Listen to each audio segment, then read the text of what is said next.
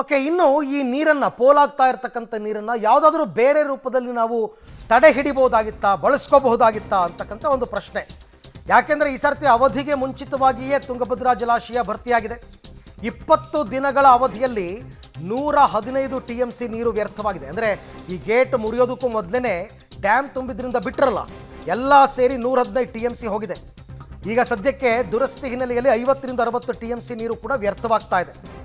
Actual ಆಗಿ 135 TMC capacity ಇರ್ತಕ್ಕಂಥ dam ಅದು. ಬಟ್ ಅದರಲ್ಲಿ 30 TMC ಅಷ್ಟು ಹೂಳೆ ತುಂಬಿದೆಯಂತೆ. ಬಿಡಿ, ಆ ಹೂಳು ತೆಗೆದಿಲ್ಲ ಅವರು, ಅದು ಲೆಕ್ಕಕ್ಕೆ ಬರಲ್ಲ. ಹೂಳು ತೆರವು ಮಾಡದೇ ಆಗದೇ ಇರೋ ಕಾರಣ ಸಮಾಂತರ ಡ್ಯಾಮ್ಗೆ ಪ್ರಸ್ತಾವನೆ ಸಲ್ಲಿಸಿದ್ರಂತೆ. ನವಲಿ ಬಳಿ ಸಮಾನಾಂತರ ಜಲಾಶಯ ನಿರ್ಮಾಣಕ್ಕೆ ಪ್ರಸ್ತಾವನೆ ಆಗಿತ್ತು.